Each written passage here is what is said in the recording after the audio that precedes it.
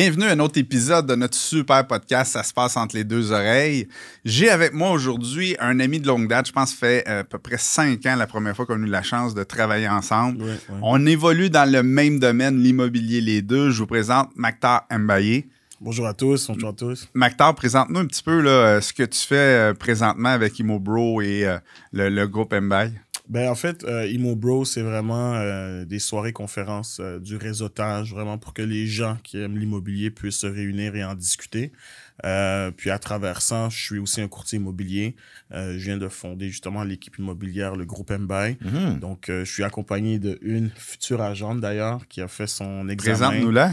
C'est Aminata, c'est ma petite sœur. Elle a fait son examen, donc là, elle attend ses résultats sous peu. Mais pour le moment aussi, elle est mon adjointe, donc elle baigne dans tout ce qui est... Et là, elle sort de sa zone de confort, là, un podcast pour elle. Là. Ouais, quand même. Super. Première fois. Parfait. Ouais, Ça va étirer ta zone de confort, puis tu vas rapidement accéder à ta zone d'excellence, j'en suis convaincu. Exact.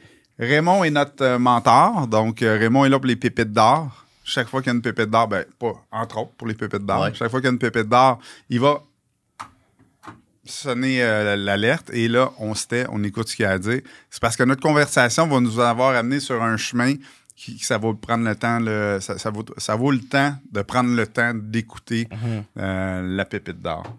Raymond, avais-tu de quoi rajouter là-dessus? Ben, moi, je serais curieux d'entendre la petite sœur à Mactar, Amina. Qu'est-ce qui t'a amené, outre peut-être j'espère que non, pas de pression de ton frère, non. Mais qu'est-ce qui t'intéresse dans l'immobilier? Ben, dans le fond, depuis que je suis quand même jeune, quand ma tante a commencé à écouter genre ses émissions de rénovation et tout, j'étais tout le temps avec lui. Ah, ben oui. Puis même quand il a commencé ses business quand il était jeune, je l'aidais tout le temps un peu. Fait que, ça m'a toujours un peu intéressée. Puis aussi, en grandissant, j'ai vu comment l'immobilier peut t'apporter beaucoup dans la vie. Et aussi, dans le fond, comment tu peux gérer ton temps en étant ton propre C'est vrai que l'immobilier, autant au niveau professionnel de l'immobilier qu'investisseur immobilier, ça permet d'avoir une gestion de notre temps, puis d'avoir une certaine liberté. T'sais, on parle souvent en immobilier de liberté financière, c'est super important, mais avoir une liberté financière, si tu es accroché avec un boulet à ton bureau, ça ne sert pas à grand-chose. La liberté de temps est vraiment super importante. Exact. Mactar, toi, qu'est-ce qui t'a apporté à l'immobilier? Parce que là, on voit que les émissions d'immobilier t'ont influencé ta petite sœur. Elle t'a suivi là-dedans. Toi, tu suivais quelqu'un? Tu suivais... Ben, en fait, moi, c'est grâce à mes parents. Tes parents? Mes parents, quand ils ont fait leur première rénovation dans notre propriété à Laval, à Fabreville, je me rappelle juste l'odeur des rénovations, c'est ce qui m'a donné... oui, le bois coupé, hein, ça a une odeur. Coupé, tout ça, c'est ce qui m'a donné le goût. Et je me suis dit, juste de voir le avant et après... Donc, je me suis dit, un jour dans ma vie, je sais que je veux faire de l'immobilier, la rénovation. Tu sais, je voulais baigner là-dedans. Ouais. Donc, le courtage immobilier, selon moi aussi, pendant que je faisais mes flips et quoi que ce soit, c'était une suite logique. Donc, vraiment, en ce moment, quand on me dit, tu sais, qu'est-ce que tu fais dans la vie? Ben, je suis dans l'immobilier, dans les rénovations. Je suis un courtier immobilier. Je suis vraiment dans les conférences. Je suis dans l'immobilier. C'est vraiment ça.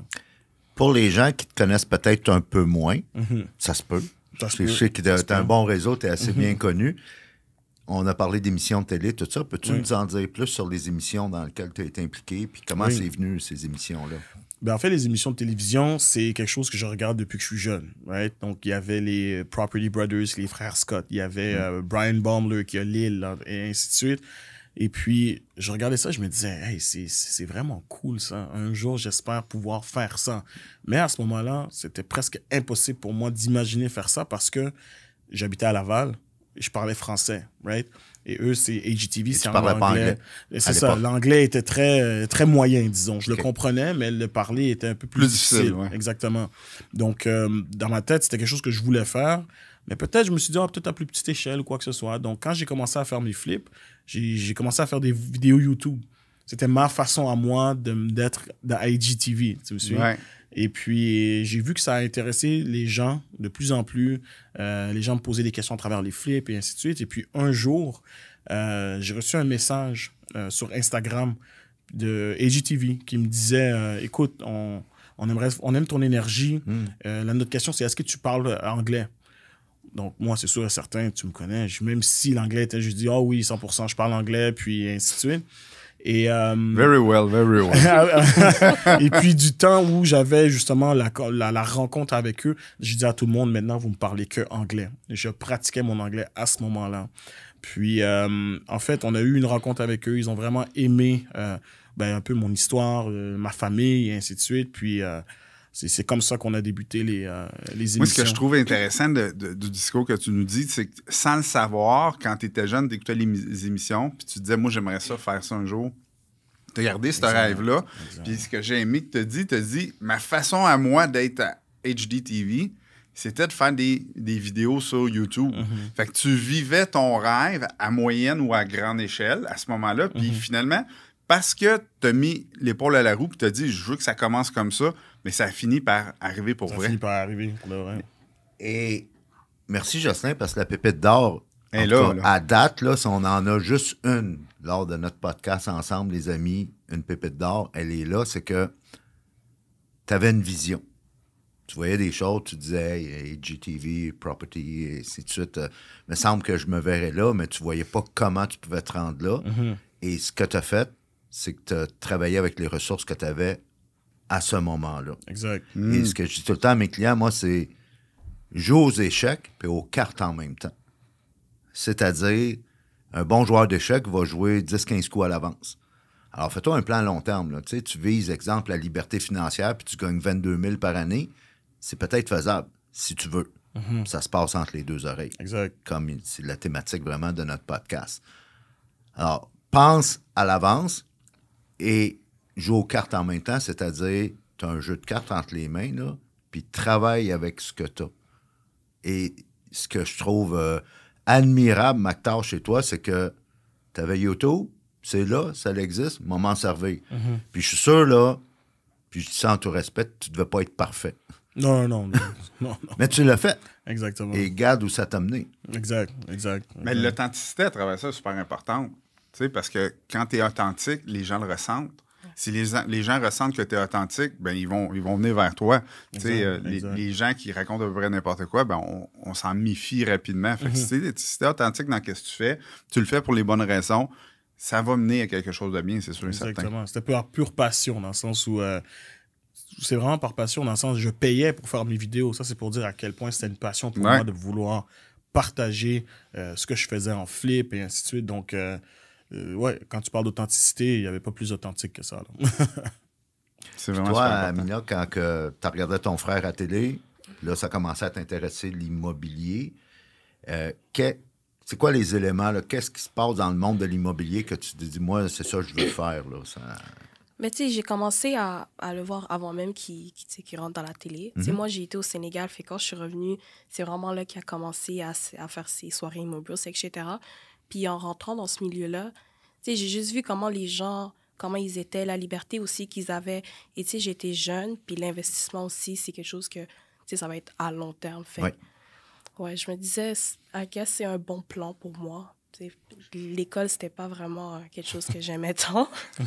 Mais souvent, les entrepreneurs, c'est ça. Hein? Parce qu'on n'aime pas l'école. L'école, c'est difficile parce que c'est un cadre qui est très restreint. Un entrepreneur, par définition, c'est très créatif. Ça a besoin d'espace, de liberté. C'est ça, exactement. J'avais vraiment besoin d'un milieu que comme je pouvais me développer mentalement, physiquement, whatever. Puis je trouve que l'immobilier, ça m'a juste bien, comment on dit? Matché. C'était un bon match. C'était un bon match. Ça me donnait la liberté que j'avais. On a fait aussi un petit trip à Toronto. Racontez ça. On a fait un trip à Toronto pour... dans le fond, il m'a dit qu'il voulait me montrer c'est quoi la vie que je pourrais avoir. Si c'est une belle influence, ça. Ben, je t'ai déjà vendu avant même le trip. C'est juste que j'hésitais vraiment à quitter le cégep pour aller faire ma formation. Mais anyways, depuis le début, même quand je suis rentrée au cégep, je savais que je voulais pas aller à l'université. C'est quand même contre-intuitif, hein, parce que souvent, le dénominateur commun, puis tu en as glissé un mot, les entrepreneurs, on n'aime pas l'école. Mais un coup qu'on devient puis qu'on accepte qu'on est un entrepreneur, on ne cesse d'apprendre. On est tout en train d'apprendre. Exactement. On apprend d'une façon différente, mais on apprend. Ouais, c'est ça. Et justement, Amina, qu'est-ce que tu as... Parce que là, tu as fait ton cours pour devenir courtier immobilier. Qu'est-ce que tu as appris que tu savais peut-être pas puis que pour toi, c'est comme... Tu tu t'y attendais pas, là? C'était comme nouveau, là, dans le monde de... OK. Ben, tu sais, déjà, avant qu'on rentre en immobilier, souvent, les gens de l'extérieur, ils voient juste que c'est genre tout beau, tu sais, les beaux vêtements, les belles voitures, les belles maisons qu'on visite. Puis une fois que j'ai fait mon cours, tu sais, ça, je le savais un peu déjà avant, mais j'ai vraiment réalisé c'est plus que ça, tu sais, c'est vraiment beaucoup de travail, c'est beaucoup d'heures que tu travailles, t'es pas payé, mais you have to work for it. Puis c'est ça. J'ai vraiment vu que c'était autre chose que juste le beau luxe, là. Tu sais, c'est un métier, être courtier immobilier, mais c'est aussi être un entrepreneur, être courtier immobilier, parce que tu décides de devenir, je sais pas moi, réparateur de porte de garage. Tu sais, ça en prend. Puis il y a des gens qui se disent, moi, je suis manuel, puis j'aime ça. Mais généralement, tu vas aller vers une grosse entreprise, puis tu vas devenir employé. Mais un courtier, même s'il va vers une bannière, reste un entrepreneur. Fait que c'est la petite différence là, qu'il fait avec les autres métiers, que c'est plus conformiste, si on veut, là.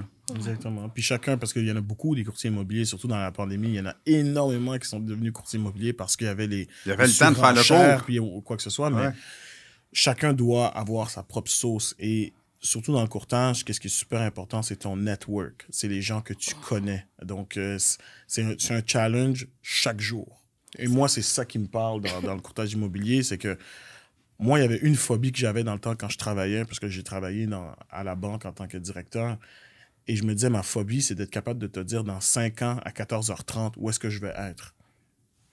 Puis, exemple, en tant que directeur de banque, ben, je savais qu'à 14h30, exemple, un mardi, ben, c'est sûr que j'allais être à mon bureau. Puis j'ai hâte que mon chiffre finisse. Et tu comprends? Donc, moi, ça, c'était une de mes phobies. Donc, maintenant, avec le courtage ou même avec la télévision, parce que là, en plus, on vient de débuter, mais on ne sait jamais où est-ce que ça peut aller là, avec la télévision, tu me suis? Puis en plus, on a quand même très, très bien fait dans les premières saisons. Je veux dire, on reçoit des messages quasiment tous les jours de gens qui disent « Wow! » Comme le vibe avec ta famille, on voit que c'est naturel. Puis en plus que c'est diffusé aux États-Unis, on a beaucoup de gens des US aussi qui nous écrivent. Donc, on ne sait jamais où est-ce que ça peut amener. Et c'est là que je suis confortable, que je me sens bien. Dans 5 ans, un mardi à 14h30, je ne peux pas te dire où est-ce que je vais être. C'est bien. Ça, c'est vrai. La famille, est-ce qu'elle est toute ici maintenant? Oui, mon père qui est encore au Sénégal, mais sinon, toute la famille est ici. Ça représente combien de personnes, la famille? On est au total 11. 11? 11, oui. Tout dans la région ici? Oui, tout à Montréal, oui. OK. À part mon petit frère Kadim, que lui est à Ottawa, mais sinon, on est tous ici à Montréal. Tout le monde, combien là-dedans sont passionnés d'immobilier? Je te dirais il y a mon grand frère Issa, il y a Kadim, parce qu'on a des blocs ensemble, il y a Moumar, il y a Baba aussi qui font leurs cours, justement, qui vont intégrer le groupe Mbaye. Puis il y a Aminata. Donc, je te dirais qu'une grosse majorité, on est dans l'immobilier. Quels sont les avantages de faire de l'immobilier en famille? Je te dirais que c'est la confiance. Tu sais, je veux dire, dans l'équipe, il y a d'autres membres. Exemple, il y a un de mes super bons amis, son petit frère est dans le groupe aussi. Mais pour moi, c'est comme mon petit frère à moi aussi. Tu me suis? Il y a d'autres personnes avec qui j'ai évolué dans la vie que, selon moi, je les traite comme des membres de la famille. Donc, c'est des gens qui font partie du groupe. Et moi, faire de l'immobilier en famille, c'est notre carte d'affaires. Tu sais, je veux dire, notre slogan, c'est ça. C'est une transaction en famille. La confiance. Tu as réalisé que en faisant de l'immobilier en famille, il y avait déjà un ingrédient, une devise que moi j'appelle, qui est essentielle en business, que ce soit en immobilier ou n'importe quel autre type d'affaires, c'est la confiance. La confiance. Et là, tu es capable, si quelqu'un qui n'est pas de la famille s'intègre dans vos projets, tu es capable de jouer avec cette devise-là, avec cette valeur-là aussi, qui est la confiance, pour faire arriver vos projets, faire arriver vos deals. Exactement. OK.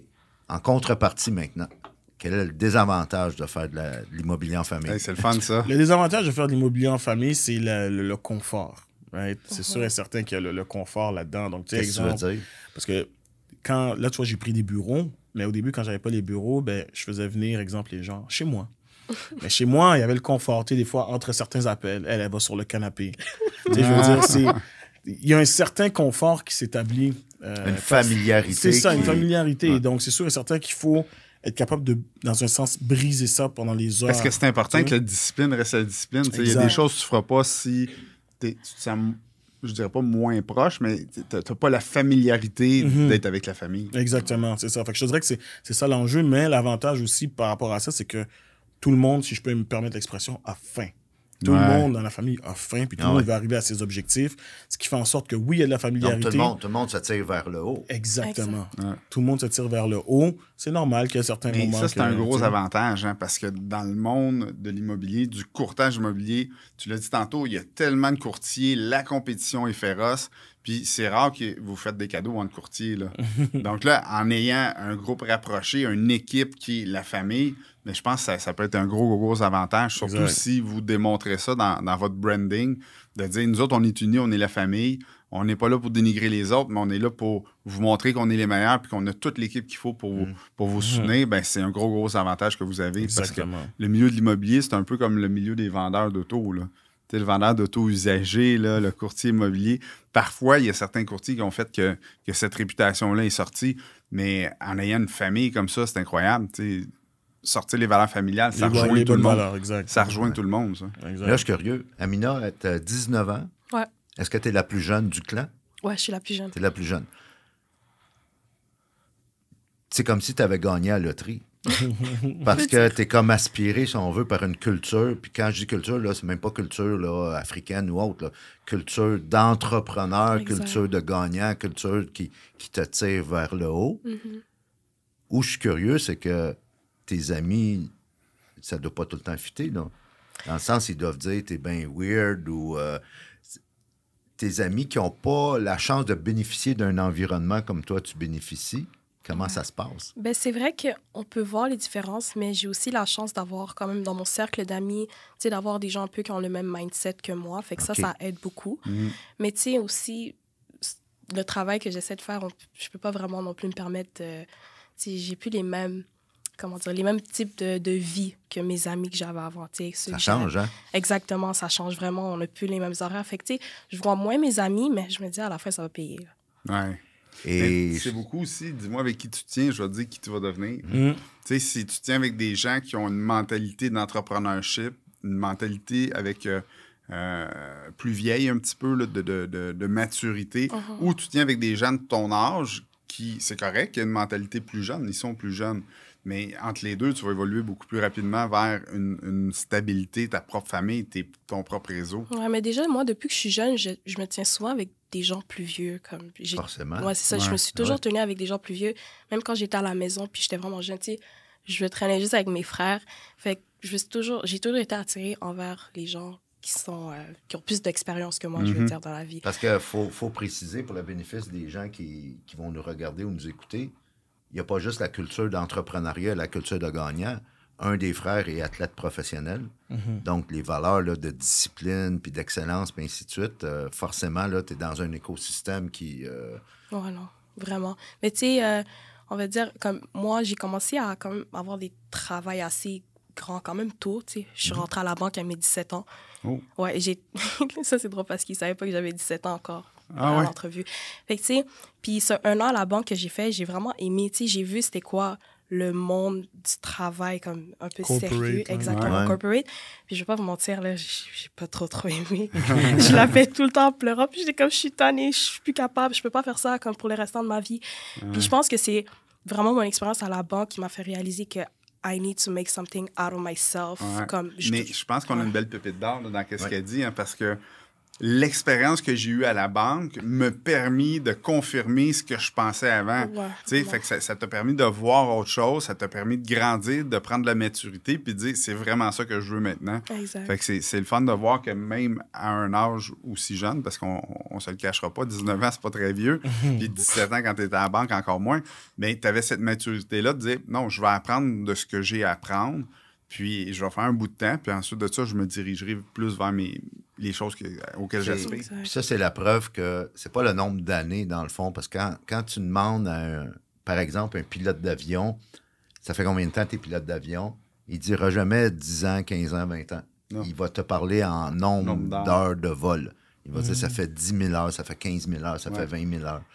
Dans le fond, il y a des gens, tu as 19 ans, tu as commencé à travailler dans le corpo à 17 ans. Il y a des gens qui ont 50 ans et qui n'ont peut-être pas ton expérience. Fait que c'est pas le nombre d'années, c'est le nombre d'heures. Et ce que j'aime de votre famille, c'est que vous êtes en mouvement.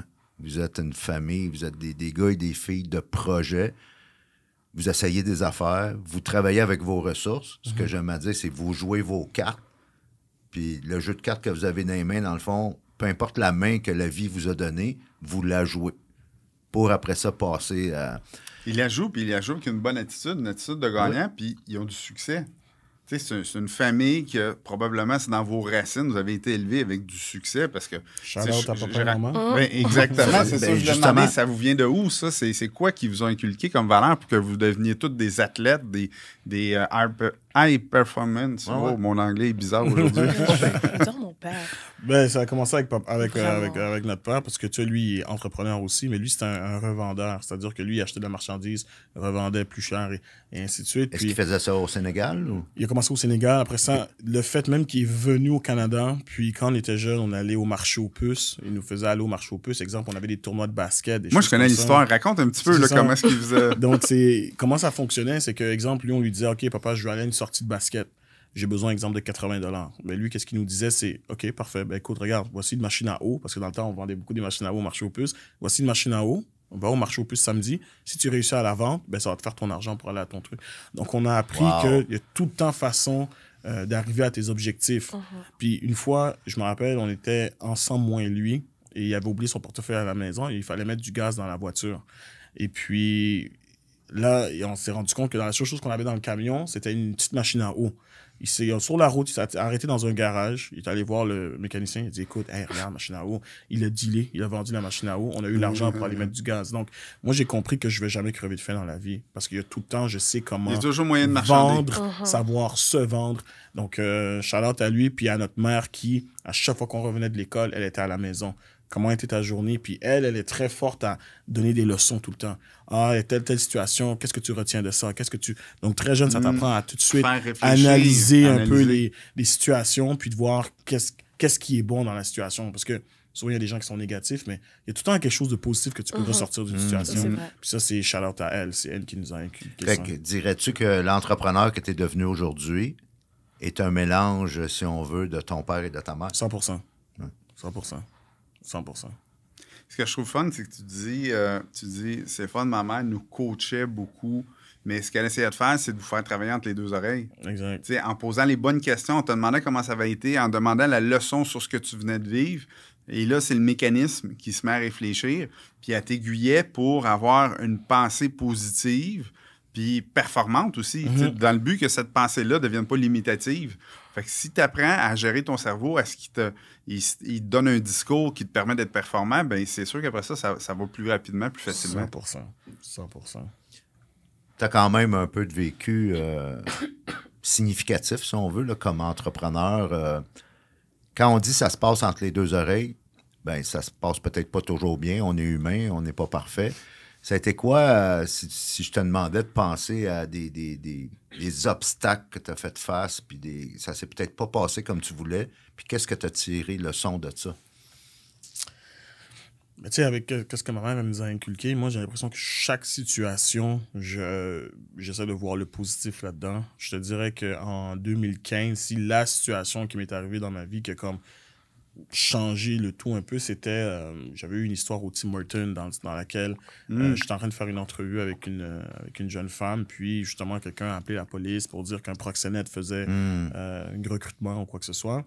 Donc, oui, c'est négatif comme histoire parce que j'étais juste en train de faire une entrevue. Ouais. Mais qu'est-ce que j'ai compris là-dedans, la leçon que j'ai compris là-dedans, c'est que on s'en fout un peu de qu'est-ce que les autres pensent, mais en même temps, j'ai compris le pouvoir des réseaux sociaux. Parce que moi, après ça, j'ai fait une vidéo que j'ai mise sur les réseaux sociaux pour expliquer justement l'injustice que je venais de vivre. Ouais. C'est devenu viral du jour au lendemain. Là, j'étais à Journal de Montréal, LCN, Salut, bonjour, peu importe, j'étais dans toutes ces... et tout ça. Donc, j'ai compris que quand tu as un message qui est bien véhiculé et qui, justement, dans un sens, soit dénonce ou amène de la valeur, you're in a good path. Tu sais, je veux dire, t'es dans le bon chemin, puis les gens s'accrochent à ça. Donc, voilà. Mactar, si je comprends bien, on parle de 2015, donc ça fait un bon 8 ans. 8 ans. C'était clairement, on va dire les vraies choses, un cas de profilage 100%, racial, oui. qui est un sujet encore d'actualité aujourd'hui. 100%. Et à ce moment-là, bon, t'as tu as eu une réaction d'utiliser les médias sociaux pour dénoncer l'injustice. Et en même temps, tu as tiré leçon de ça. Moi, j'aime appeler ça des cadeaux mal emballés. Exact. Tu as, après ça, réalisé le pouvoir que tu pourrais t'en servir comme effet de levier pour, pour te propulser de façon positive. Exact. C'est de voir c'est quoi la leçon en travers de ça. Comment? Puis ça, c'est ma mère qui nous l'a inculqué. Parce que peut-être que j'aurais pu le voir puis rester dans... Tu comprends? Mais j'ai voulu voir qu'est-ce que ça pourrait amener. Puis c'est là que j'ai compris qu'est-ce que ça pouvait amener aussi. Intéressant. Maintenant, si on vous demandait, vous êtes encore jeune comme entrepreneur, là, même si toi, Amina, tu as 19 ans, tu as quand même 31, tu es quand même encore dans ton prime, si on veut, dans la fleur de l'âge. Notre entrevue tire à sa fin. Alors, peut-être si on vous laissait le mot de la fin là, en 1 minute chacun, c'est quoi votre vision? Comment vous voyez l'avenir dans le monde des affaires, dans le monde de l'immobilier? Puis comment vous voyez, vous, là-dedans? Les dames d'abord. OK. Ben, moi, dans mon futur, j'espère vraiment laisser mon empreinte dans le monde de l'immobilier. Puis j'espère vraiment que ce qu'on a commencé, le groupe Mbaye et tout, ça va vraiment mener à quelque chose de gros, un bon succès. Je pense que c'est pas moi ça, j'ai juste à dire. Moi, ça va être un petit peu plus deep. Ça va vraiment être... ce que j'aimerais avoir comme vision, c'est l'impact. Hein? C'est d'avoir un certain impact, de démontrer que quand tu veux quelque chose dans la vie, tu peux aller le chercher. Je donne un exemple, que ce soit d'avoir de la visibilité à la télévision, justement des jeunes de la communauté comme nous à la télévision, ça peut inspirer d'autres. Right? D'avoir le groupe Mbaye que, regarde, il y en a d'autres qui vont regarder, moi, qu'est-ce que je veux faire comme carrière? Je veux peut-être devenir courtier immobilier. Le but, c'est d'avoir de l'impact et d'influencer le plus de vie possible. Parce que moi, je pense que c'est ça qui définit le succès, c'est le nombre de personnes qui étaient capables d'influencer. Et non pas l'argent que tu as au compte de banque. Fait que, c'est ça. Super. Vraiment le fun. Mactar, ça fait des années qu'on collabore ensemble. Chaque fois, tu amènes un nouveau membre de la famille. Fait que je trouve ça extraordinaire. Je vais finir par toutes les rencontrer. Merci d'avoir accepté notre invitation, Aminata. Ça m'a fait plaisir. Prochain podcast, on aura papa, maman. Peut-être papa, maman, ça serait incroyable, ça. Merci beaucoup d'être là. Bonne chance pour ta future carrière là, qui va commencer bientôt de courtière immobilier. Raymond, merci d'avoir été là. Encore une fois, un succès notre podcast. Tout le monde, on se revoit la semaine prochaine avec des nouveaux invités. Bye tout le monde. Bye bye.